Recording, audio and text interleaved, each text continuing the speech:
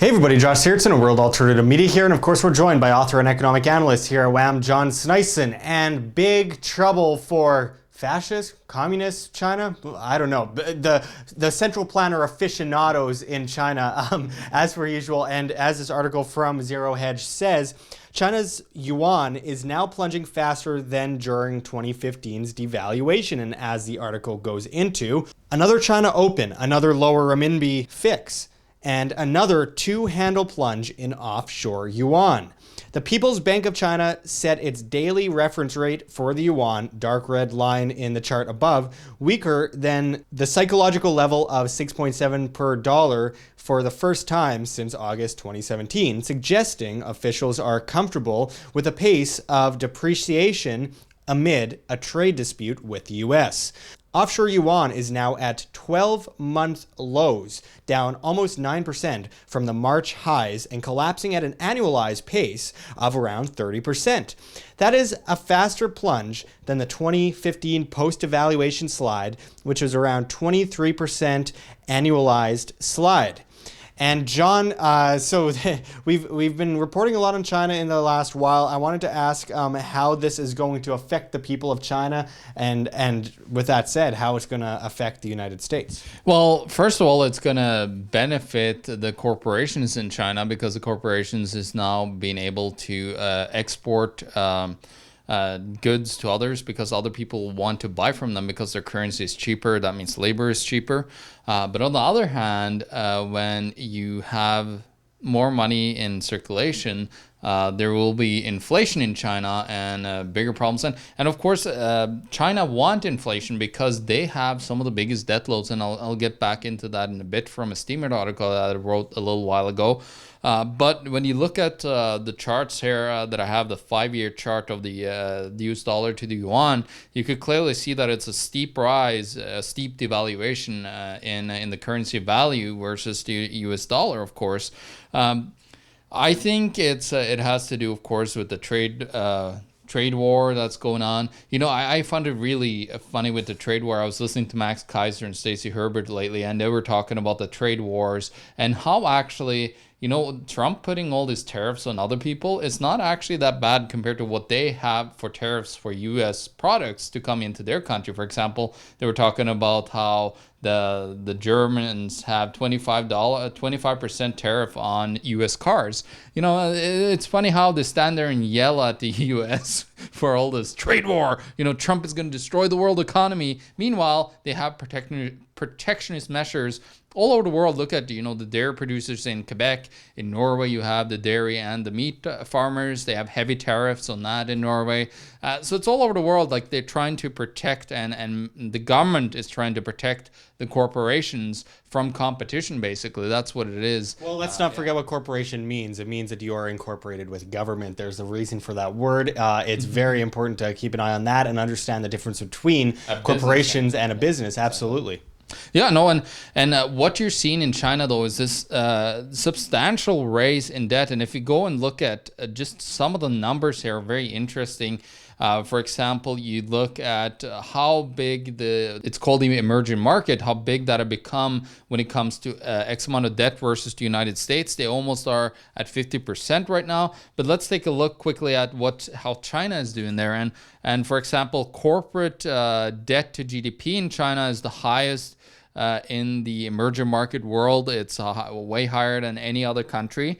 And they issued a substantial amount of debt, you know, since just 2007. When you look at it, they actually have increased it almost 5 times, Josh, the amount of debt in China. And that's a substantial rise in just about 10 years. Well, actually, these numbers are actually only 8 years old, so they're not, and they're not the current rates that I have, because China is, of course, very good at hiding their gold holdings and everything else from everybody else in the economy. But everybody else should be open except for China, because China thinks that, they want to be the world reserve currency, of course, with the yuan and take over the world.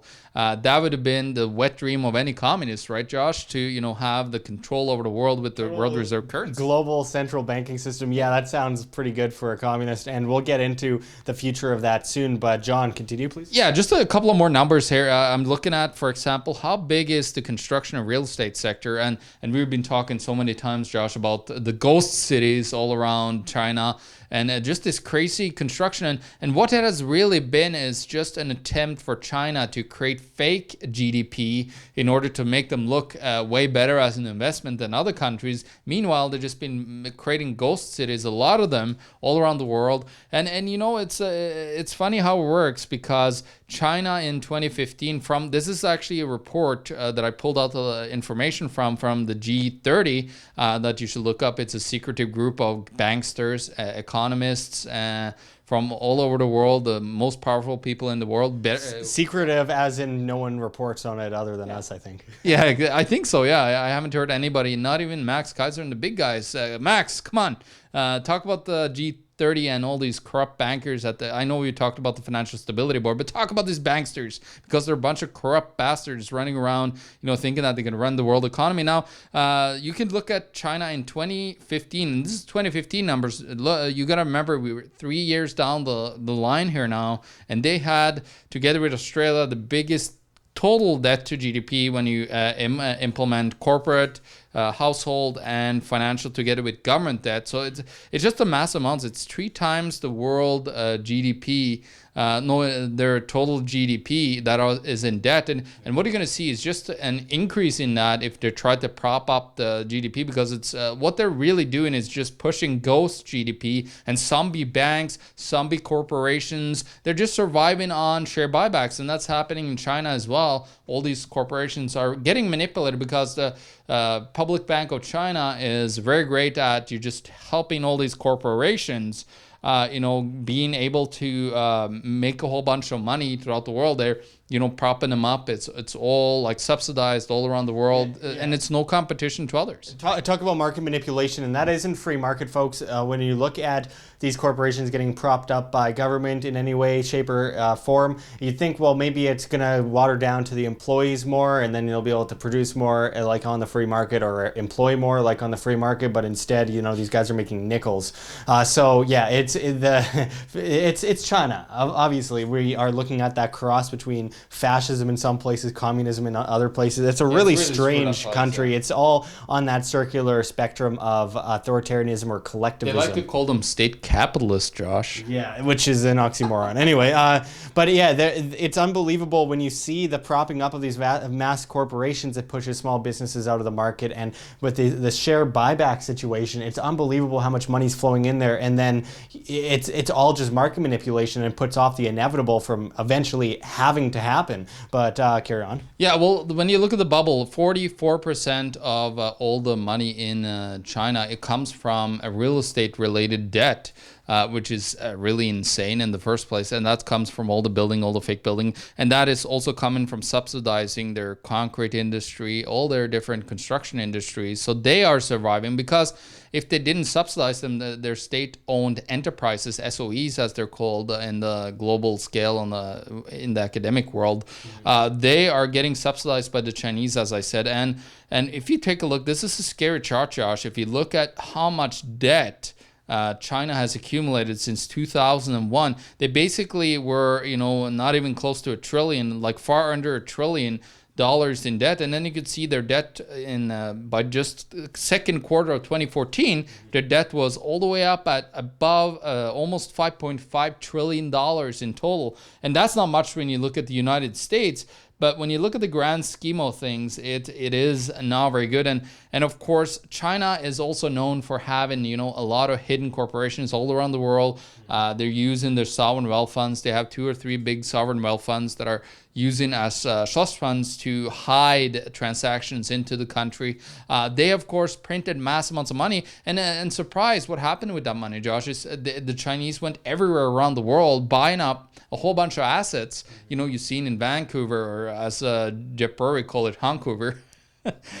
You see how many Asians that have, taken, and a lot of them are just siphoning money off of the Chinese government. They're taking it over there and buying and hiding their money overseas because the Chinese government is coming after everybody, including corrupt officials, with Operation Fox Hunt and others, as they call it, trying to, rat out and find these people. Because any country, you got to remember, if the government wants tax income, they got to have accessibility to your money. And if it's offshore, it's very hard to get to it. So that's why you had, like the United States that put in FATCA, in order to watch older people all over the world. The Chinese are doing the same thing. They're trying to, find every single penny to tax all around the world of all that money that they printed out of thin air. It's very similar to what it was in the 80s with Japan owning everything everywhere. And then suddenly they had a massive collapse, deflationary collapse. And they're not even above what they used to be in the stock market back in the 80s, now on the index. So it just shows you how and where China is going. And of course, China has problems with the one-child policy and all this stuff that, is really biting them in the back right now. I think they changed their one-child policy a while back ago, but I know, but I think it's important to mention, for example, they have the social credit or sesame credit in China, which of course judges your score. They could stop you from buying things if you, say, criticize the government too much. Travel. Yeah, if bad individualist, you must be part of the collective, as they would say. But also, I want to talk about the future of this, because there is this incremental frog boil happening with China as a testing grounds for the world reserve currency at the SDR, looking at a cashless system, a centrally planned cashless system, them, India, Australia, Sweden, etc. And it seems like China is coming out as the most powerful in this forum, where they, attack decentralized cryptocurrencies constantly, but then they prop up this global, digital, centralized cashless system, where if your money's in the bank, it's not yours, it's in banks. And if your money's always going through the banks via digital transactions and legal tender laws, it's never your money. It's always a bank's, and you are essentially enslaved to the banking system. You can't do a bank run. They can do a bail-in. They can take away depositors' insurance. You'll be screwed. There's absolutely nothing you can do. You have no cash. You have no money. It's always in the bank. And that just means that you're a willing slave of this massive establishment. And they want to push into the SDR at the IMF. And it is something that they've been planning to do for a long time. And it seems like we've watched the power shift happen over time. And then, of course, you have these technocratic situations, like the fact that you have these facial recognition cameras that catch people jaywalking in China and put their face on a big screen and say that person's jaywalking, shame them publicly, and then send a bill, text them a bill, SMS them a bill. I mean, think about that. That is so insane, guys. And I mean, that goes back to 1970s, early 1970s, Henry Kissinger going to talk to Mao without permission, quote unquote, like he needs it. And then going into the Trilateral Commission under Zbigniew Brzezinski, and this attempt to create this massive alliance with China until China eventually takes over. And yeah, well, we could talk about these trade wars all day. I don't think in the long term it's going to have vast influence on the inevitable situation that it comes before us anyway, that we've seen growing for so long. Yeah, the debt problem is so big that there's a huge problem in China with all this massive creation of money out of thin air. Like I thought they might have learned from 1,000 years ago, but I guess generations forget, and they're deemed to repeat themselves. And who knows, maybe they're able to repeat themselves with the death of the yuan around 1024. I think it might happen before because of all these massive amounts of debt. But they're trying to create all this massive amounts of debt, in my point of view, Josh, because they're trying to create the same system that the United States have by shipping all their debt overseas, having yuan bondholders all over the world. And that way they could, take over. They're exactly trying to copy what the United States did, back in, especially throughout the 70s with, petrodollar and shipping every US dollar overseas. So you don't really see too much inflation in the United States. But that is starting to come back with, as we talked in, with the inflation starting to tick up together with all the money that has been printed there. So there's a huge problem in China. China is really struggling. And of course, China has built, as you said, some huge, crazy cities. I forgot the name of the city, but I was looking at a documentary of this one city where everything is like surveilled and you're on this social credit system. And there was I think it was an American, or I forgot where it came from, this family that lived there. And it's like, yeah, the kids were like actually creeped out by it. They said that they didn't like it, but the parents were like, yeah, like it's, I don't know, got nothing to hide. that is the worst thing you could ever say. When you let the government actually just watch you because you got nothing to hide, that's the worst thing you could ever do. Yeah, absolutely. The government is organized crime. Understand that, know it, remember it. The banking system is organized crime. There's a massive global cartel, and they depend on the dependence of the populace. So you have to break free from that, and you have to decentralize, because if they shove you down a bottomless pit of debt, you're forced to ask for a ladder up from the government and the banking system, pushing you into perfect servitude, and all the more with a global cashless system that's centralized. So we have to remember this, and of course, going to the solutions is a very important part of all of our videos, which is, gold, silver, something that has kept, protected your purchasing power for thousands of years. It's wealth insurance, right? Yeah, something that's very interesting in China is that they actually promote it on billboards and everything for the populace to own gold and silver. So that's very interesting, on top of saying, that they're basically slaves. So, it's very interesting, that push and how they promote, and how, of course, China bought massive amounts of gold. Yeah, there's two sides of that. So I think I've heard a few people from China say that they have to keep it in a bank or something, though I'm not 100% sure. So please let us know in the comments about that. But also on top of that, it also has a bit of a telltale sign about, hey, we are going to become the world reserve currency. And if all of our people own gold, we will stand above all other countries on this planet, and we will be able to prevail better than all of them. And then they'll just unveil the next step in the massive global centralized system. I can't even imagine how much. I mean, you can say they can centralize things better than ever. I think that's a bad thing, obviously, because it creates worse problems than ever. And I think that that's a big part of the problem. It's like the US world reserve currency is the only fiat currency that's lasted this long and been as successful, mostly because they've just learned how to better centralize it and manipulate it and push the inevitable off. But all fiat currencies eventually revert to their true value of zero. They always have, always will, going back to 1024 AD in China. And of course, the fundamentals are off the table due to the level of manipulation in the monetary system as well as the market, so you can't put a date on it, but you know it's going to happen. It's inevitable. And with that said, I mean, yeah, so they pushed the system off as way longer than usual in the United States. All the currencies of the past have failed.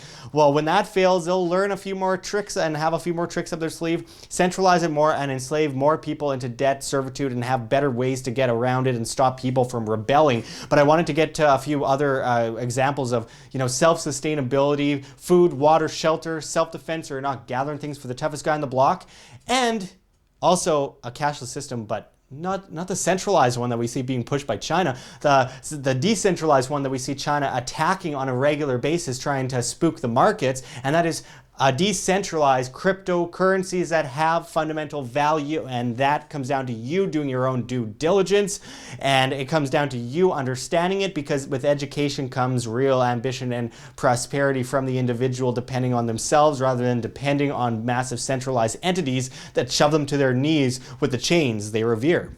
Just one last word, Josh, and what I think is the bottom line here is that the Chinese have been very smart, very intelligent when they have adopted and starting to push this global infrastructure. They had the One Belt, One Road, and that is probably the one biggest thing that they have pushed that have really got people aboard, because when you fix all the infrastructure in countries, well, the economy kind of prospers and actually gets along pretty good.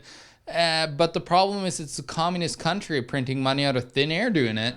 Do you want to deal with that kind of a country? Because now you're in debt to them because of the renewed, infrastructure that you have. And it's like they're trying to create this massive, global control, especially in Africa, the battleground of all the commodities in the world with what's happening. So it's just, I just had to come up with that final thing that I thought was very important to make a point of, this nice hand that comes out, to provide you with some nice infrastructure and some good things into your economy. Meanwhile, we all know what communism is all about, and we should probably have a second thought when somebody like that reaches out to help you. It's a trap, folks, and also just looking at something like that, we have what a lot of people consider greedy is individuals ruling themselves and being able to, provide for the market, provide employment, productivity, competition, innovation, cures for diseases. All that stuff is greedy. Have religion in China, except for the government. But then at the same time, they say it's fair to steal money, extort people, regulate people to death. That's fair. Without, the social contract, you're born into it. You have no say in it. It's not a private contract. It's not voluntary, but that's fair. That's fair to be stolen from, but it's greedy. It's totally not greedy for your money to be stolen by this organized crime cartel that we call government, but it's greedy for you to want to, earn the fruits of your labor and provide for the market and provide for your family and create a vast infrastructure based on the free market and cures for diseases and technological marvels and things that better humanity. That's greedy. Think of the mental gymnastics, folks, and that is a kind of brainwashing system that we are being forced into head first, and that is exactly why you as an individual have to be self-sustainable and independent and break free from the centralized structure we call government, banks, and central banks. Folks, this has never been more important than now. Thanks for going into this with us, John. And until next time, this is Josh Sigurdson and John Sneisen signing out from World Alternative Media. Find the truth, be the change. Like what you see here, OM? Don't forget to check the links below. GoFundMe, Patreon. We can't do it without you. Any donation is very much appreciated, especially as we are so overwhelmingly demonetized by YouTube as they bring in the ADL to flag all of our content as hate speech. Also check our Bitcoin address in the description as well as on the screen for you to scan if you please. And also check us out at Steemit at Josh Sigurdson, the future of social media, where you get paid in the upvote of your post in cryptocurrency, Steem that is. So don't forget to check us out there and find us at Anarchapulco 2019. I know it's early, but this is such an exciting event coming up with Ron Paul, Judge Napolitano, David Icke, Larkin Rose, Jeff Berwick, all the usual characters, and it's going to be amazing. So we hope to see you there. Make sure to check the link for Anarchapulco below and use promo code WHAM to save as much as 15% on your tickets. We hope to see you there. But until next time, this is Josh Sigurdson signing out from World Alternative Media. Find the truth, be the change.